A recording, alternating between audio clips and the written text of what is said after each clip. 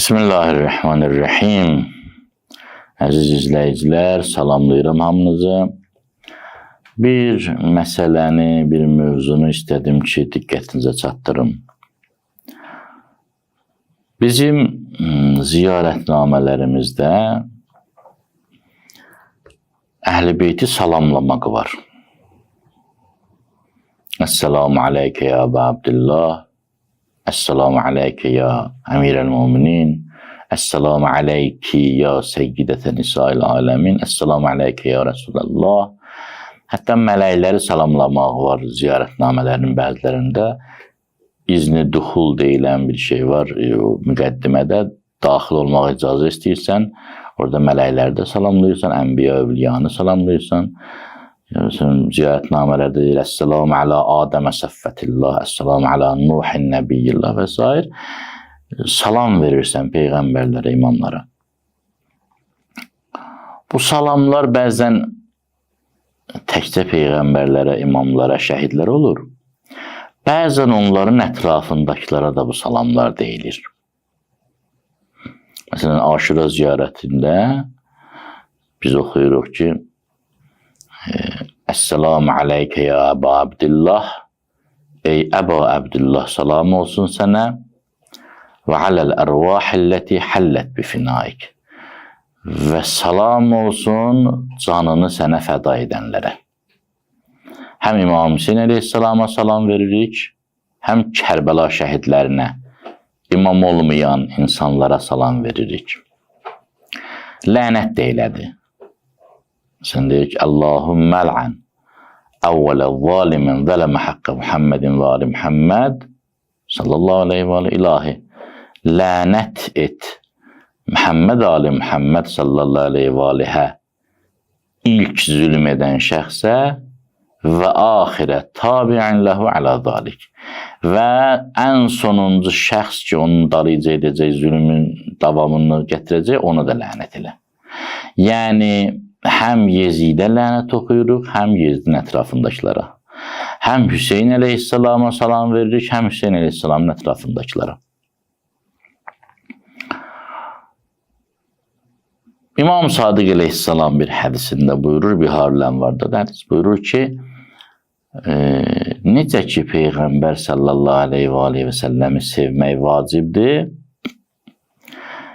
o həzrətin vəfatından ya şəhadətindən sonra onun yolunu həqiqi davam etdirən şəxsləri sevmək də vacibdir. Sonra nümunələr göstərir, Səlmanı sevmək vacibdir, Əbu Zəri sevmək vacibdir, Miqdadı sevmək vacibdir, sair bir. Buyurur, onlar da Resulullah sallallahu aleyhi və aleyhin yolunu davam etdirdikləri üçün onları sevmək vacibdir. Buradan həm də bu çıxır ki, Resulullahı, imamları sevmək ona görə vacibdir ki, onlar dinin bir parçasıdırlar. Amma digər səhabələri ya şəhidləri sevmək, onlar hər nə qədər ki, dinə tabidirlər, yəni o dinə tabiçiliyi sevmək deməkdir.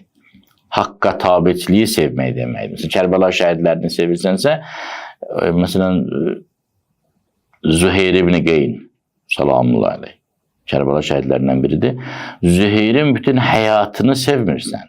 Züheyrin həyatının əvvəli Əhl-i Beytə düşmən münasibətdə olub. Ya Hürr əleyhissalam ki, əvvəlcə Yezid qoşununun komandiri idi, sərkərdəsi idi. Onun Hüseyin əleyhissalamın yolunda canını fəda etməsini sevirsən. Yəni, əslində dəyərləri sevirsən.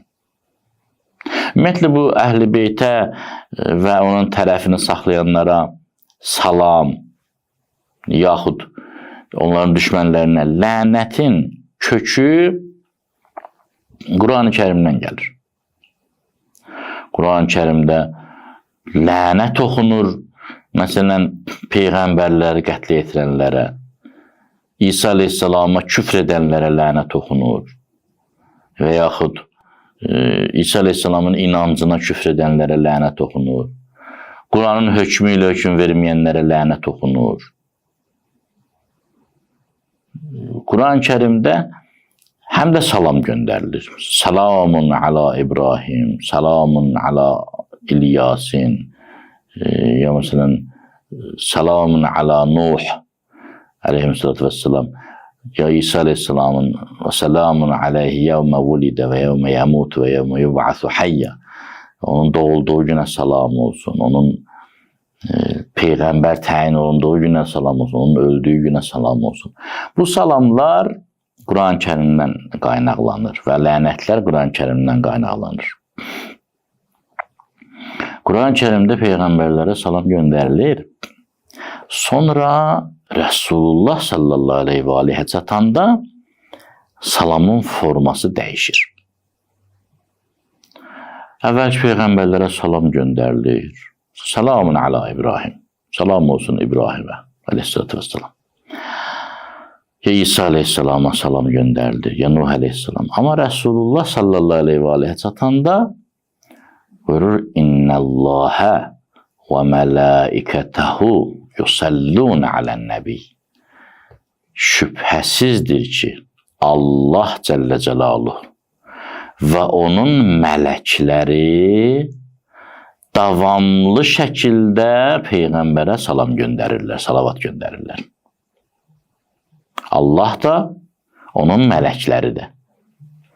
Göndərdilər yox, göndərirlər, hal-hazırda da göndərirlər. Daim göndərirlər.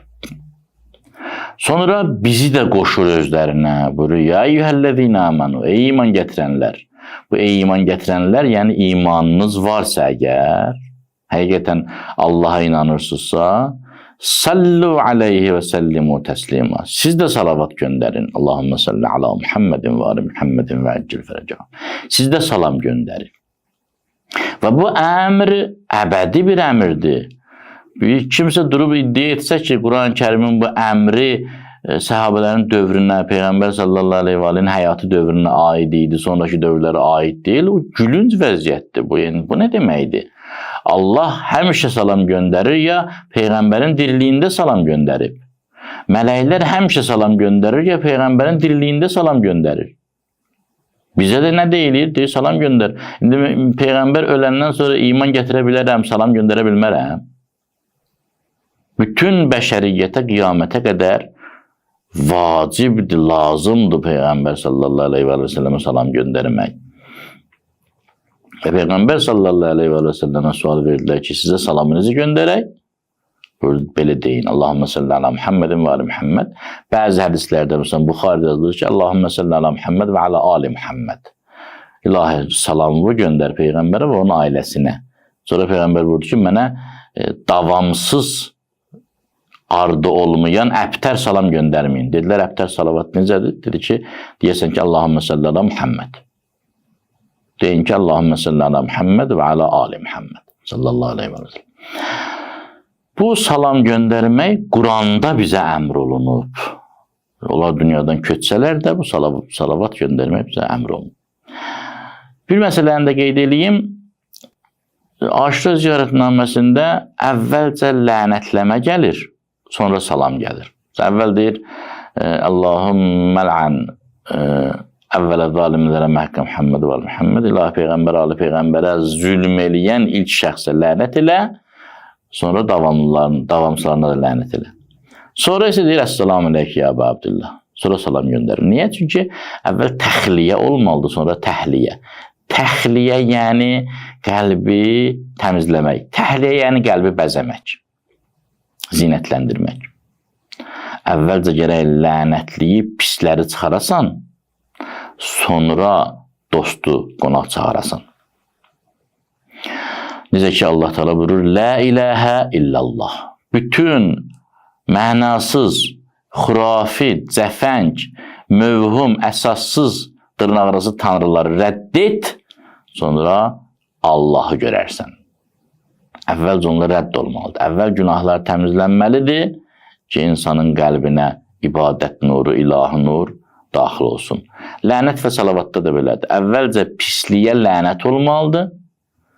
Pislərə lənət olmalıdır ki, biz dəyərlərə zidd olana qarşı öz münasibətimizi bildirək. Biz zalımı lənətləməsək zülmə nifrət etmərik. Bu bir psixoloji durumdur. Biz zülm əhlini pisləməsək, lənətləməsək zülmə nifrət yaranmaz bizdə. Biz şeytana lənət oxumasaq şeytanətə nifrət etmərik. Ona görə də insan gərək əvvəlcə Yezidi lənətləsin ki, Hüseyni sevə bilsin. Yezidi lənətləməsə, Yezdin əməlini pis hesab edə bilməyəcək. Lənət və salavat da belədir. Gərək pisliyə nifrətivi bildirəsən ki, yaxşılığın eşqi dolsun qəlbivə. Qəlbdən şeytan çıxmasa Allah nuru daxil olmaz. Şeytana nifrətivi, düşmənçiliyi bildirməlisən ki, Allahı sevəsən. Biz qəbir ziyarətinə gedirik, Əhl-i Beytin Övliyanın qəbrinə. Bunun bir mənası da budur ki, ya Hüseyin, mən sənin səfindəyəm. Mən sənin cərgəndəyəm.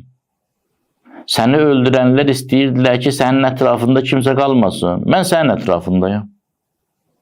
Əgər getmirəmsə Hüseynin ziyarətinə, Peyğəmbərin ziyarətinə, Əli əleyhissalamın, digər imamların əleyhissalamın ziyarətinə, pak səhabələrin ziyarətinə getmirəmsə, deməli mən elə o biri tərəfi sevirəm. Deməli mən Yezdi sevirəm. Deməli mən Muaviyyəni, Əbu Süfyanı sevirəm. Deməli mən Peyğəmbərin ziyarətinə getmirəmsə, deməli mən Əbu Cəhli sevirəm. Mən indi bildirməliyəm öz tərəfimi, sıramı. Allah bizi pakların sırasında qərar versin. Vəssalamu aleykum və rəhmətullahi və bərəkatuhu.